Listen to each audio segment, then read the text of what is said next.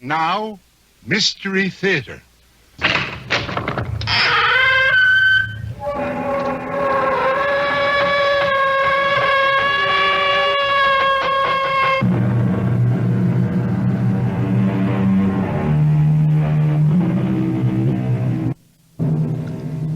Come in. Welcome. I'm E.G. Marshall. If your blood runs cold at specters rising from the moss-grown grave, or bloody murder of the innocent, while the evil and the damned hold sway, now is the time to leave. All right, if you prefer to stay, come with me now to the strange and forbidding house that fades and reappears strangely in the mists of the moors where it is situated. The house of Cadmus Melchior, where the handsome Baron Mark Staunton is making a request which sounds more like a command. I want Melinda. Must you invade my privacy? This laboratory is open to no one but me. I was your son-in-law. I have the right. I cannot live without your daughter. Melinda has been dead for 7 years. But you can raise her from the grave. You must! It's true, I believe I am very close at last to the elixir of life. Then in God's name, use it to bring Melinda back to me. No, not yet. Not yet. You were so close to death yourself. What are you afraid of? My fear is more for you. I warn you, my son. I warn you. Do not try to wake the dead.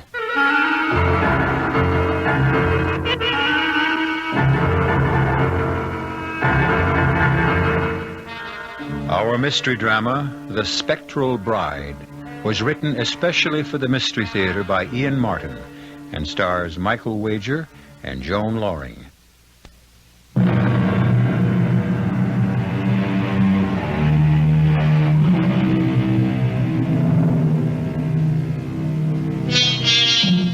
I warn you, do not try to wake the dead. And yet, who among us who truly believed that some power could restore a loved one, could be strong enough to resist the temptation? Let us remember, too, that in other days an alchemist was a man accorded most infinite respect. Quite apart from his search to transmute baser metal to gold, his basic interest was his humanistic effort to produce the cure-all, the elixir of life, which would alleviate and end all human pain. To a man like Baron Mark Staunton, the alchemist was a figure of total respect, almost adulation. And as for his daughter Melinda, but Mark can talk about her better than I. Oh, that's a handsome filly. A little short in the leg, I'd say. Beneath that billowing skirt, how can you see? Oh, not the horse, cousin, the lady.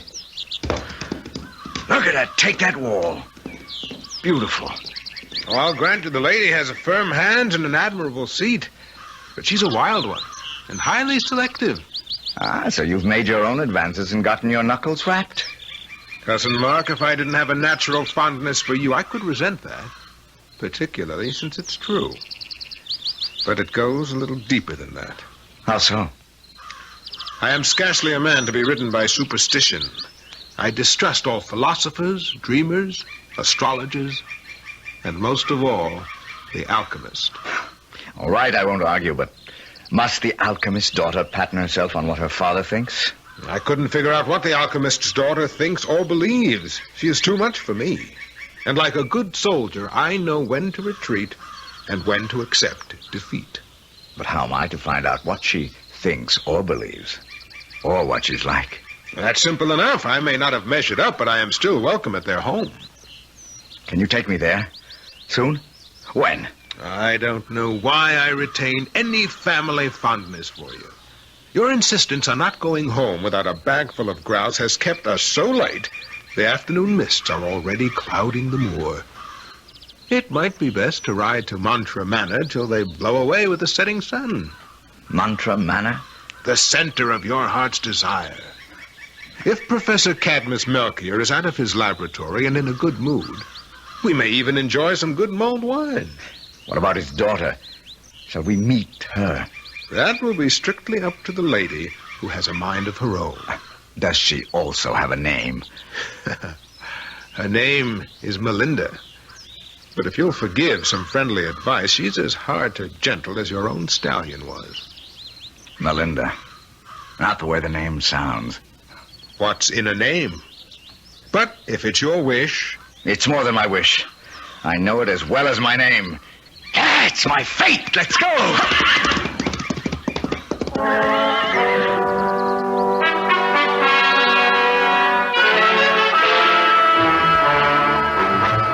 The alchemist was a tall, cadaverous man with piercing green eyes that gleamed like emeralds from the shadows beneath great tufted brows. But my own eyes had little time to spend on him. Instead, they followed Melinda as though controlled not by me, but by the spell of her presence. She had changed to a long white silken robe which clung to her body. Her face was impassive, but the long raven hair danced in curls against the white of her dress and her skin. And her eyes, so dark brown as to be nearly black, shone with excitement and mystery. You picked a fortunate hour, Baron Hayward, to visit with me again. Just at the evening meal, you and your friend will join me? After a day's hard riding, I would be honored to accept your invitation. And your friend? Mark? Mark! What? We have been invited to share the doctor's meal. Most gracious of you, Dr. Cadmus. First, some wine. Melinda? Bruce, Thank you, Melinda. sir. From your hand, even wormwood and gall. I trust you will find my wine more to your palate than that. Sire, Thank you, daughter. You may leave us alone now. I could have killed him cheerfully. Naturally, I thought Melinda would be joining us. Here I was, already hopelessly in love, and instead of being able to feed my eyes on her, I had to face some strange gelatinous potion ladled from the steaming pot onto my plate. When Bruce first came calling, he used to look on these potpourris of mine as if they contained newt's eyes, bat wool, and dog's tongues. I assure you, it is naught but the best of venison, flavored with some condiments my daughter and I favor. I've never tasted better.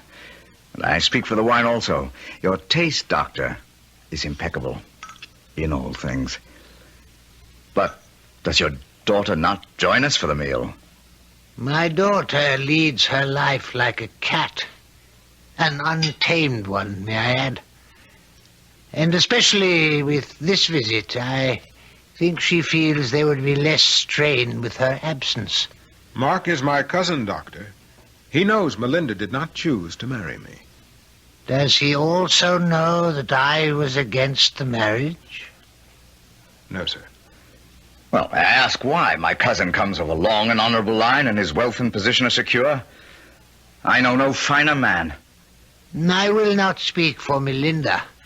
For myself, I write it off to the fact that no one else has a better grasp of my work, and I'm selfish enough to want to hold on to her just a few more years. Why just a few? Have you so little time left?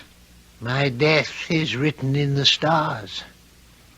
I'm not as selfish as you might think, but I am close, so close to the elixir of life that I hope I do not lose her help till that moment is here. And you will hold her till then? I will try. The end is all. At my age, I'm less concerned with ends than with beginnings. My remark in itself might have seemed harmless enough, but the professor or doctor was supersensitive to underlying meanings, and those searching eyes turned on me as if they could search out the uttermost meaning of my soul. I felt for a moment as though a ghost had crept across my grave.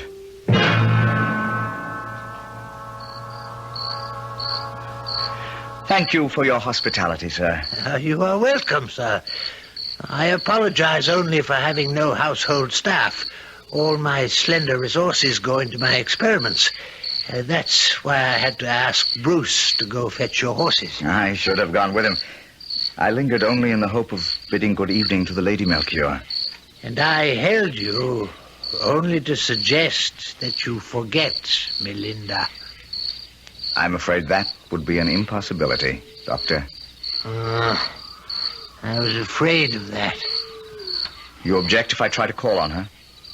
I doubt if it would do any good.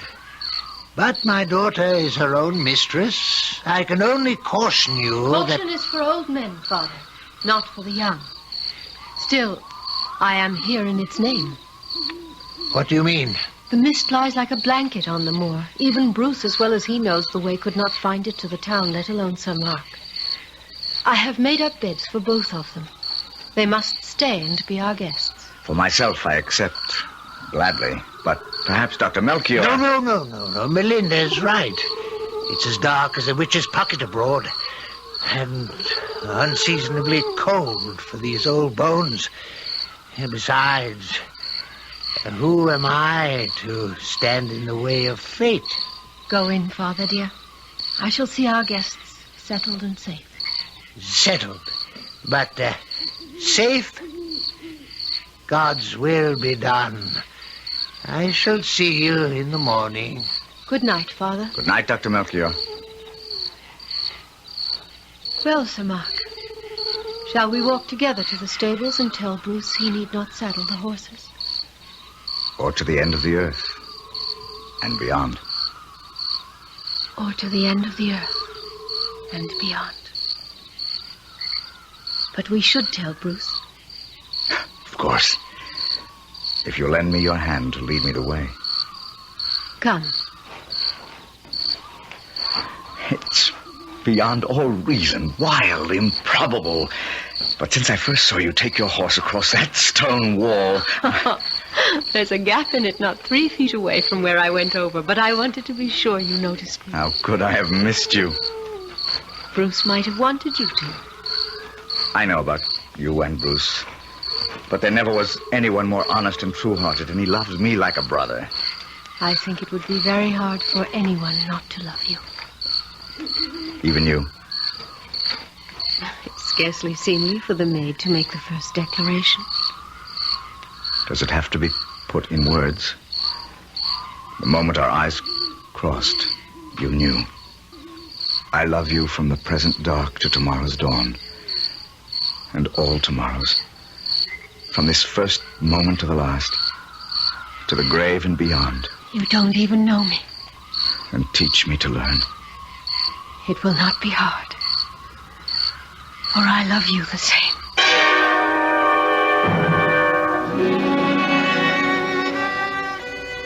Tomorrow we will say the words. The actual words that bind us. Forever. Will you love and protect me and never let me go, Mark? You know I will. Oh, I want time to stand still. I won't grow old. It will for us. You never will for me. Even if we're parted. We won't be. But should we be? I'd kill myself. No. No, never. I won't allow you to harm yourself. Just never stop loving me. Never. Promise me that, and I can never truly die. I promise you, and you will not die.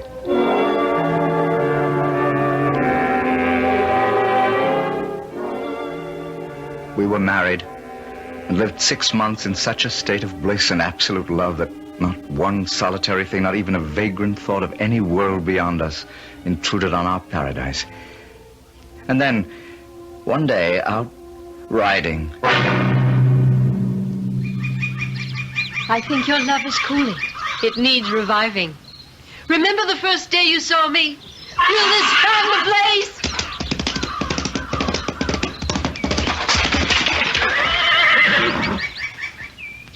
Before I could move, she clapped spur to her horse and headed for a high stone wall. The approach was too short, and the horse could not clear the wall. His front legs crashed knee-high against the stone, and the horse and rider catapulted head over heels among a shower of rocks. By the time I got to Melinda, she was dead. No goodbye, just gone like a snuffed-out candle. Dead. Of a broken neck. Father-in-law, in God's name. I've been waiting for you, my son. I know. You are the alchemist. Your elixir of life. Another 6 months. But I have not yet found the key. We're both to blame for her death. You knew it was coming? If I had known for sure. But second sight is not infallible. And I wanted her happiness even above my mission in life. We both gambled and lost. Or perhaps I should say, all three of us. Isn't there some hope that your elixir... For centuries, that has remained a dream. Melinda is in the grave forever. No, I'll never accept that. I'll find a way. We cannot fly in the face of God, my son. From this day forth, because of what he has taken from me, I renounce him. And I damn him to take his place with Lucifer and all the other fallen angels. How easily in the heat of passion, of the agony of loss, the thoughtless words spring to our lips. How fortunate we are that so seldom are we held to account for them. But the Baron Mark Staunton was not to escape so easily, nor his unwilling partner, Dr. Cadmus Melchior, as we shall see when I return shortly with Act 2.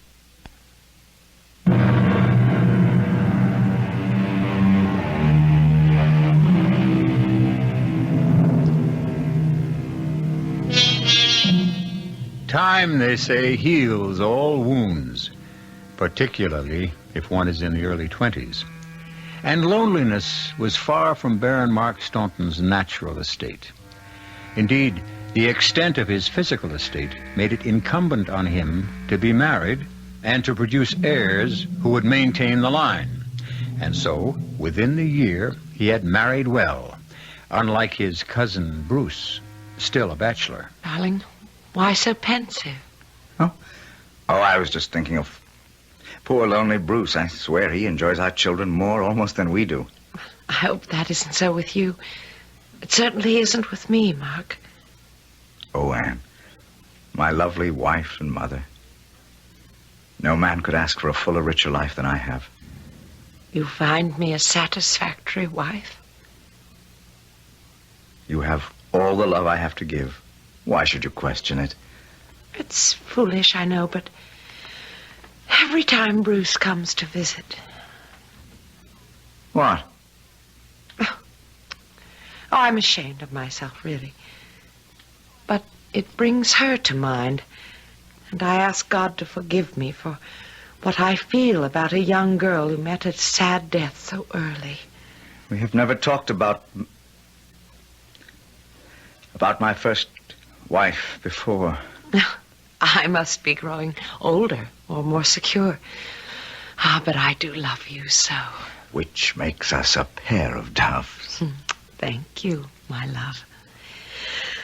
And now I must go up to the children's room and be a bear. I know how they adore their Uncle Bruce, but he does get them so excited with his games and fun, and I can never get them off to sleep.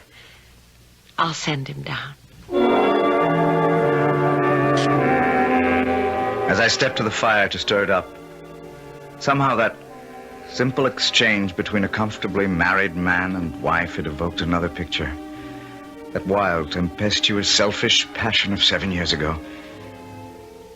And from the glowing embers, the face of Melinda, dark eyes ablaze, hair flying in the wind. The face I had so long forced out of my mind suddenly faced me, accusingly, reminding me of all the irrevocable promises made in the heat of youth. I was glad to be interrupted as Bruce came to join me. You lucky old sinner. 2 wives and kids like that. What? What's the matter? What ails you? Oh, memories. More and more they haunt me. First it was only in my dreams, but now they invade my waking hours. What are you talking about? Melinda. What else? All those years ago and still not out of your mind. Is she out of yours? Bruce, how would you like a visitor by month's end? You? You know my hunting lodge is too small. Just your old hunting companion. When the grouse season is at its height, Anne and the children go to visit Milady and her Earl, and I would go to greater lengths to miss that dull, dreary household. That's not fair to Anne. Oh, not Anne, bless her. She's been the finest of wives and mothers, just her kin. Ah, for the sake of old ties and friendship, Bruce, free me for once from this deadly annual visit or part of it. Invite me, when Anne returns, to shoot with you over old grounds. A man's retreat to his own company. It would be good to ride along with you again across the moors. Selfishly, I would welcome the visit. A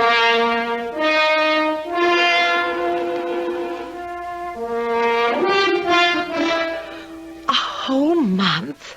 Why would you miss me so much? Every second of every minute of every hour of every day. That's all. My gentle, kind, and loving Anne. Shall we split the difference? 2 weeks away from your mother's patronizing me and your father's cold dislike. I'm sorry about my parents. You more than I. You've had to suffer them all your life.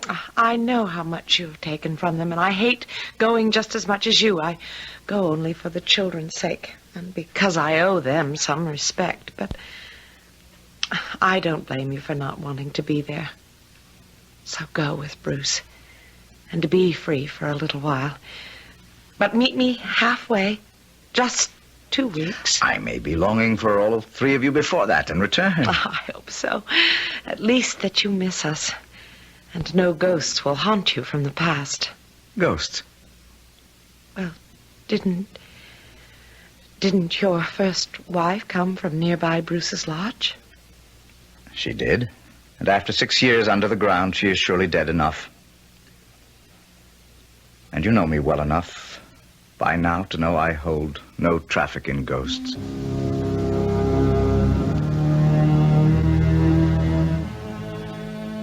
And so I went with Bruce back into the past. Did I really believe it had no hold on me? Was the tomb I had built in the darkest recesses of my heart for Melinda total recognition of her death? Or did some irrational hope still burn like a flame? That first night at Bruce's hunting lodge, we drank more than we should have and stayed up far too late. It was the darkest hour before the dawn when I was awakened by... Huh? Oh, where? I'm asleep. Mark! Mark! You have come back. Melinda. Look. Melinda. Look to the window. Melinda, as you were. As I could be. It's the 7th year, and 3 nights from now the moon is new. Go to my father. Make him bring me back. No. Melinda. Let me talk to you now! Melinda! What's going on? Melinda. She was there just beyond the window. I could see her. Oh, you're as drunk as I am. Nobody outside that window.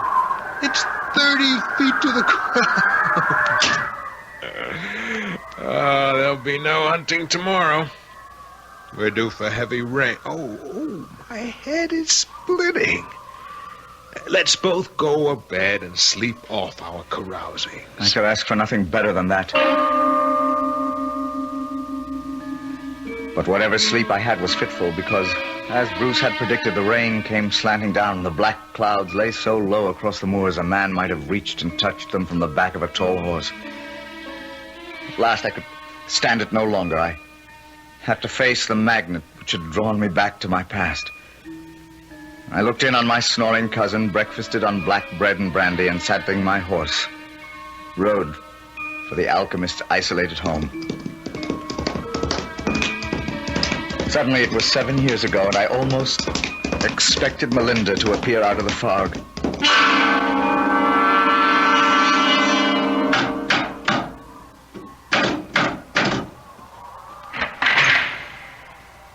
Yes? Who is it?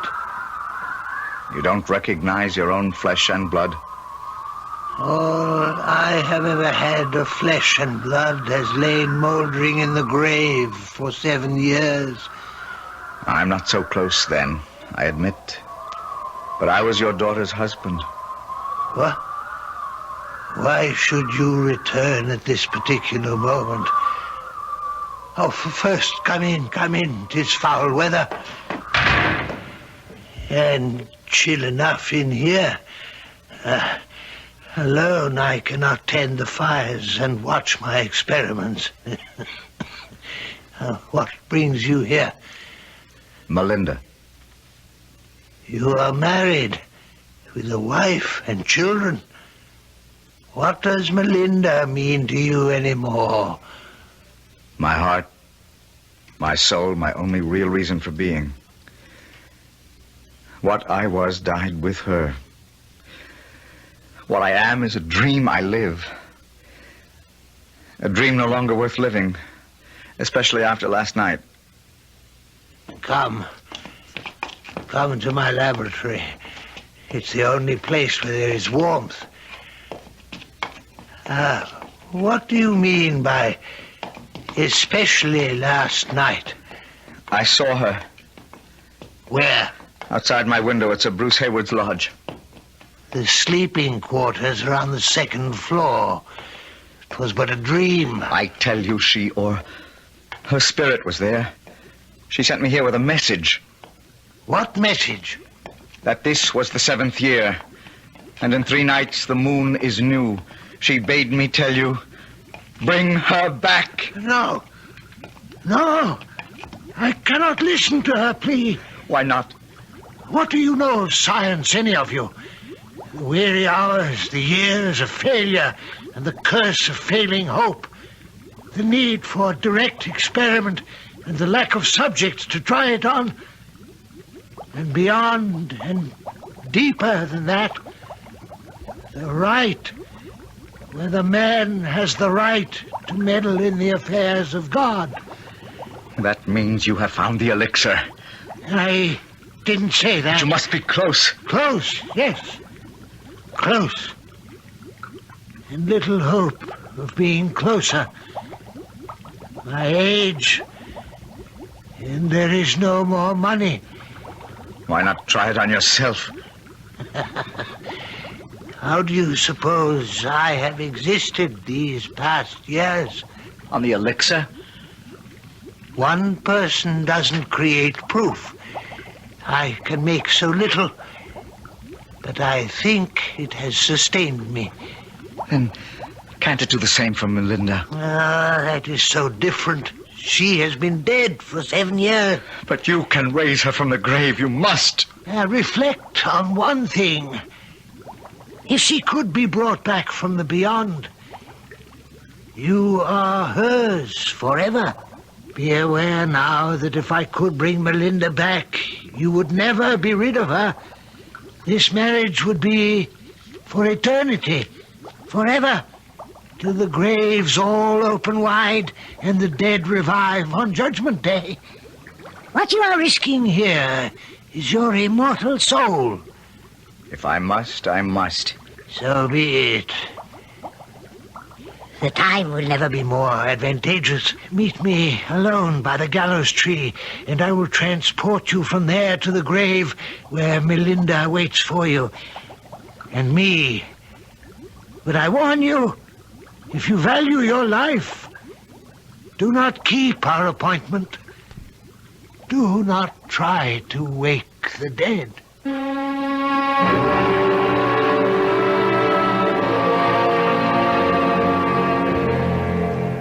A woman mouldering to dust in the fetid earth, to be brought back to life? And if his first wife lives again, what happens to Mark's second? And his children? And most of all, himself? Could he live with both? Or must he make a choice? Will he be allowed a choice? In attempting to give life to Melinda, is he perhaps signing his own death warrant? I'll be back shortly with Act 3.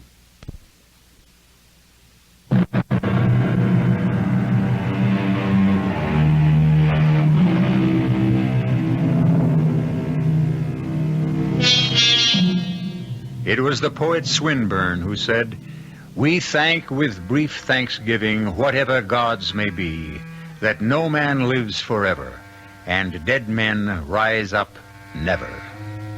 Certainly all of us could subscribe to that and believe in it, and yet we could oppose that other famous quotation from Hamlet. There are more things in heaven and earth, Horatio, than are dreamt of in your philosophy. Let's see which proves more apt this time in this tale. For 2 days I tried to find another world to escape to, but no amount of wine or liquor dulled my thoughts or dampened my hope. Fortunately, it had the opposite effect on Bruce, and so when I left on the night of the new moon for my rendezvous with the alchemist, he was out as if he'd been clubbed.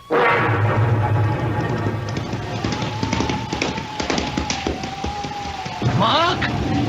Yes, Doctor? You are alone? Yes. Then follow me to the graveyard. Will the rain make any difference? There will be no rain there. We are expecting.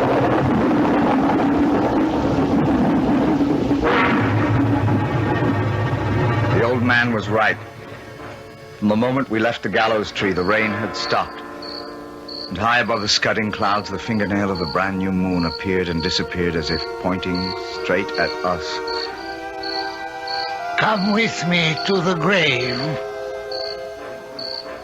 For the last time, I warn you, wake not the dead. Let her rest. I let her rest. But upon me, Reflect. She is 6 years dead. Who knows what awesome creature of loathing I am to resurrect? then if it be so, I will join her now. It shall be as you wish. Step back. Soto, thou the Savior. As I stepped back, Feeding glowing sun. I took the sorcerer's stick and drew 3 circles about the tomb. As he traced them, he muttered words of enchantment as he completed the 3rd circle with a great flash of lightning. The stone rolled from the grave, and the coffin was revealed. Bats and owls rushed by. A rushing wind blew the earth, scattering the mold before it. And of a sudden, with a rending sound, the coffin lid burst open as the moonbeams streamed as bright as if it were the full. Then from the skull which Cadmus had filled with a smoking liquid, he poured the elixir on the grave, crying, "The heart beats once more with the flood of life. Thine eye is open to sight. Arise, Melinda, from the tomb." And suddenly, rising from the rotting wood as fresh as though it had been yesterday, pale and cold from her long sleep with the black eyes flashing, and that glorious black hair tumbling about her shoulders, was my Melinda, alive and breathing.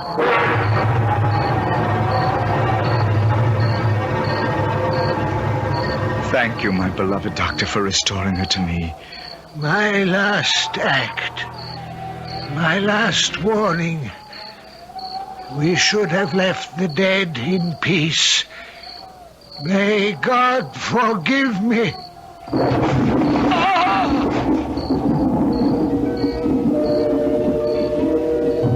A flood of torrential rain made anything but emergency action possible. I had scarce time to fold my chill and lovely bride in my arms before we had to drag her father to the tomb she had so recently risen from. Together we rolled the stone back into place. Melinda mounted my horse while I took the old man's. Darling, we'll ride to Bruce's lodge and warm you. No, Mark, please. I want to go home. In this weather, chilled as you are already... My blood flows warmer every minute, and the longer ride will warm and bring me back to full life again. Is there any reason why we can't go home? No reason in the world.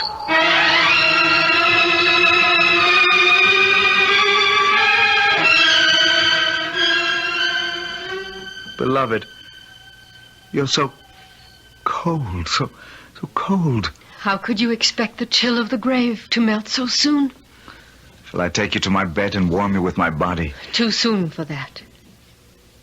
You're not my husband anymore. I am your lover. Who broke your pledge to me. Remember? Oh, Melinda, You left me to rot in the grave. I begged your father to try the elixir to raise you again. He said it was not ready. He told me he had foreseen your death if you married me. He felt it was God's will. So you married another woman, and with her you conceived the children who might have been mine. I did all that. But it was I who drove your father into bringing you back. And now? Anne and the children will not be back for 3 weeks. We have all that time together to renew our love. For 3 weeks? And then? Well, we will come to some arrangement, some place for you to stay, or part of the castle, or Anne back with her parents, whatever works best. No! I want that woman out of my life. Divorce. That would be next to impossible. The bishop I'm would not interested in divorce. You will be all mine, or there is nothing between us.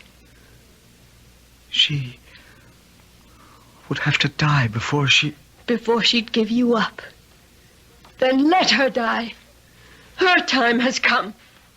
There is only one way for me, as what I was, and will forever be, your wife.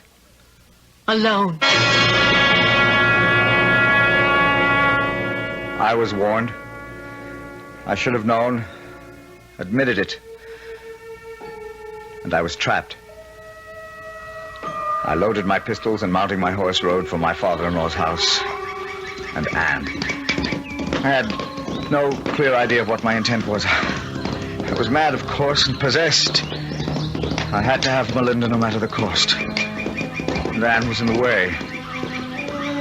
At her father's castle, I found Anne in the turret. It was a mild evening with a soft wind blowing, and I didn't know what I would have to do after I'd explained it to her, like everything else in our life. She resolved it. Hear the gulls cry in the distance, Mark. So strident when they are near. So mournful far away. It's like a sound I've heard faintly in my heart ever since we married. I gave you all the love I had to give. You said that once before. I should have read it more clearly. I thought Melinda could be forgotten. Vain thought now. Oh, Anne, what can I say? Say? There's nothing to be said. What can you do? That's more to the point, isn't it? There are no halfways, and divorce would never be recognized. So what? Shall you shoot me? No. I wouldn't want to force you to do that. I used to come up here when I was a little girl, and I would think, how lovely if I could step from this turret, spread my skirts, and fly like the seagulls, skimming downward to the sea. It's because I love you, you see. Go fast, for no one knows you're here. Take care of the children. Anne! No! Goodbye. I love you.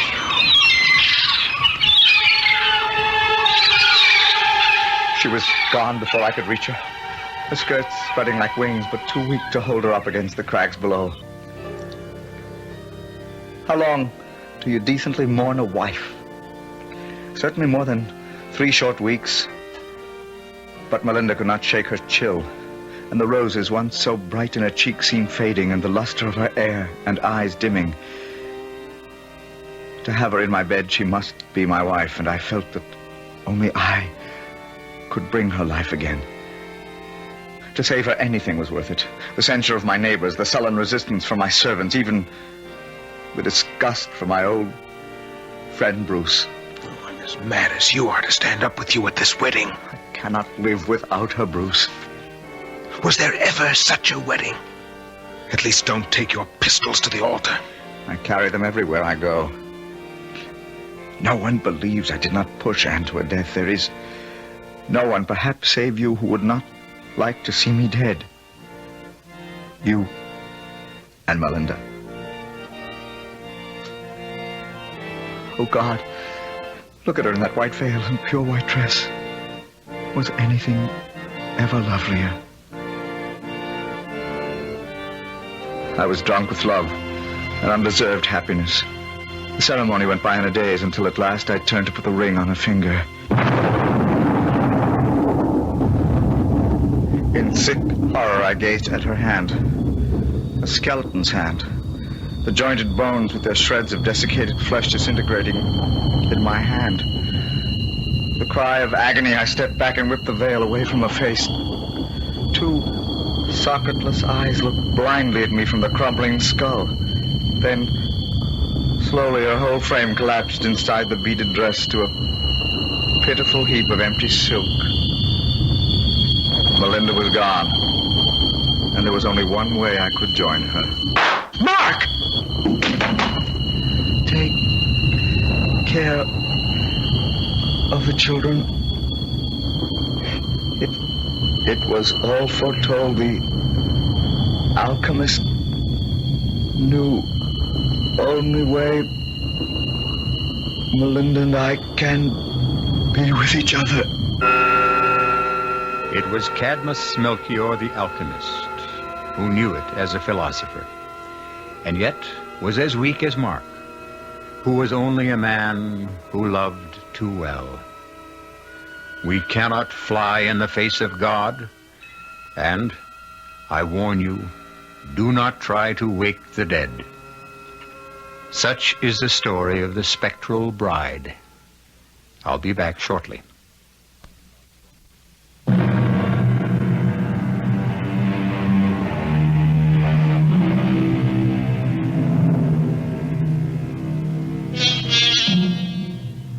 I don't know at what hour you heard this story, or what season of the year. For me, whenever I tell it, even on a summer's evening, some hint of old age always creeps into my bones. The fingertips chill, and my wife complains of cold feet. Mine. It does chill the blood, no doubt of it. And I hope it isn't true. Our cast included Michael Wager, Joan Loring, Patricia Elliot, Robert Dryden, and Jordan Charney. The entire production was under the direction of Himan Brown. This is E.G. Marshall inviting you to return to our Mystery Theater for another adventure in the macabre. Until next time, pleasant dreams.